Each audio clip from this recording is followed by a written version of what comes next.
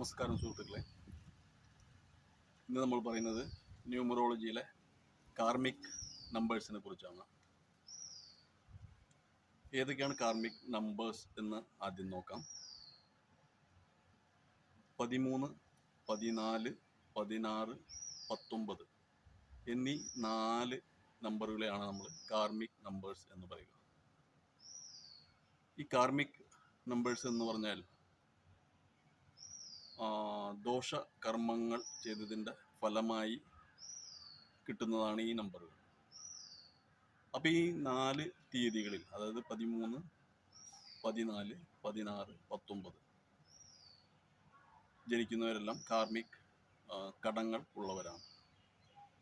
അപ്പോൾ അവർക്ക് കൂടുതൽ ലൈഫിൽ വളരെയധികം സ്ട്രഗിൾ ഉണ്ടായിരിക്കും, വളരെയധികം ബുദ്ധിമുട്ടുകൾ ഉണ്ടാവും. അപ്പോൾ ഈ 4 നമ്പറുകൾക്കും വ്യത്യാസമുണ്ട്. അതിൽ ഏറ്റവും കൂടുതൽ കാർമിക് ദോഷമുള്ള നമ്പർ എന്ന് പറയുന്നത് 13 ആണ്. 1, 3 കൂടി വരുന്നു, 4 ടോട്ടൽ വരുന്നു. ഈ 13 നമ്പറുകാർ കഴിഞ്ഞ ജന്മങ്ങളിൽ, പൂർവ്വജന്മങ്ങളിൽ അവരെ ഗുണ്ടായിസം, ആൾക്കാരെ പറ്റിക്കുക, കൊല, അങ്ങനെ വളരെ അധികം ദുഷ്കർമ്മങ്ങൾ ചെയ്തിട്ടുള്ളവരാണ് എന്നാണ് ന്യൂമറോളജി പറയുന്നത്. അവർക്കാണ് ഈ 13 നമ്പർ കിട്ടുന്നത്. അപ്പോൾ അതിൻ്റെ ഫലമായി അവർക്ക് ജീവിതത്തിൽ വളരെയധികം സ്ട്രഗിളുകൾ ഉണ്ടാവും. ഈവൻ അവർക്ക് ചിലപ്പോൾ അസുഖങ്ങൾ ഉണ്ടായിരിക്കാം, ഡയഗ്നോസ് ചെയ്യാൻ പറ്റാത്ത തരത്തിലുള്ള അസുഖങ്ങൾ ഇവർക്ക് ഉണ്ടാവുന്നതാണ്. എല്ലാവർക്കും എന്നല്ല, അതിൻ്റെ കർമ്മത്തിൻ്റെ ഫലം എങ്ങനെ ഉണ്ടോ അതിനനുസരിച്ചായിരിക്കും, അതിൻ്റെ എത്രത്തോളം ഡെപ്ത് കാർമികമായിട്ട് ഉണ്ട് എന്നുള്ളതിനനുസരിച്ചായിരിക്കും അത് ഉണ്ടാവുക. അതുപോലെ അവർക്ക് കടം മേടിച്ചു കഴിഞ്ഞാൽ അവരെ നിന്ന് ആരെങ്കിലും കടം മേടിക്കും, എന്നിട്ട് അവർക്ക് ഒരിക്കലും തിരികെ കിട്ടില്ല. അങ്ങനെയുള്ള ബുദ്ധിമുട്ടുകളും അവർക്ക് കണ്ടുവരുന്നുണ്ട്. ഇതെല്ലാവർക്കും ബാധകം ആവണം എന്നില്ല, കർമ്മത്തിൻ്റെ ഡെപ്ത് അനുസരിച്ചായിരിക്കും അതിൻ്റെ ഫലങ്ങൾ ഉണ്ടാവുക.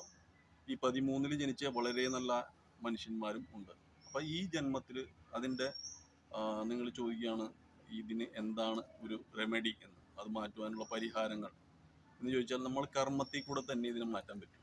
ധാർമ്മികമായുള്ള കർമ്മങ്ങൾ ഈ ജന്മത്തിൽ നിങ്ങൾ ചെയ്യുകയാണെങ്കിൽ ഈ കർമ്മത്തിൻ്റെ സൈക്കിളിൽ നിന്ന് നിങ്ങൾക്ക് രക്ഷപ്പെടാം, നല്ല രീതിയിൽ പോവാം എന്നാണ് പറയുന്നത്.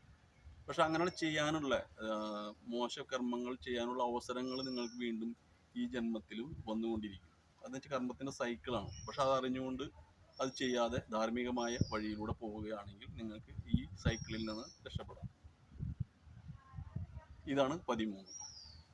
14 എന്നുള്ള നമ്പർ ജനിക്കുന്നത് കാർമിക് നമ്പറാണ്. അവർ ഇൻഡിപെൻഡൻസ്, കിട്ടിയ സ്വാതന്ത്ര്യത്തെ ദുരുപയോഗം ചെയ്ത ആൾക്കാരാണ്.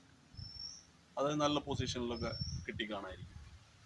ആ പൊസിഷനിൽ ഇരുന്നുകൊണ്ട് തെറ്റായ പ്രവൃത്തികൾ, സ്വാതന്ത്ര്യം കൊടുത്തതിന് ദുർവിനിയോഗം ചെയ്തവർ ആയിരിക്കും ഈ 14 നമ്പറുകൾ. അവർക്ക് ഈ ജന്മത്തിലും നല്ല ഇൻഡിപെൻഡൻസ് കിട്ടാനുള്ള സാധ്യതയുണ്ട്. ജോലികളായാലും മറ്റുള്ള പ്രവൃത്തികളായിരിക്കും അവർക്ക് ഫ്രീഡം കിട്ടാം, പവർ അവർക്ക് തീർച്ചയായും കിട്ടാം. അപ്പോൾ ആ പവർ ദുർവിനിയോഗം ചെയ്യാതെ നോക്കേണ്ടതാണ് അവരുടെ കടമ. അങ്ങനെ അവർക്ക് ഈ കാർമിക് സൈക്കിളിൽ നിന്ന് രക്ഷപ്പെടാൻ പറ്റുന്നതാണ്. പിന്നെ വരുന്നത് 16 ആണ്. 16കാർക്ക് അബ്യൂസ് ഓഫ് ലവ്, അതായത് വിവാഹ വാഗ്ദാനങ്ങൾ നൽകി നടത്താതിരിക്കുക, അത് ചെയ്യാതിരിക്കുക, മറ്റുള്ള പാർട്ട്നേഴ്സിനെ ആണായാലും പെണ്ണായാലും വേദനിപ്പിക്കുക, അല്ലെങ്കിൽ വിവാഹ ബന്ധങ്ങളിൽ ഏർപ്പെട്ടതിന് ശേഷം വേറെ അഫയറുകൾ നടത്തുക. ഇവരാണ് 16 എന്ന കാർമിക് നമ്പറിൽ ജനിക്കുന്നവർ.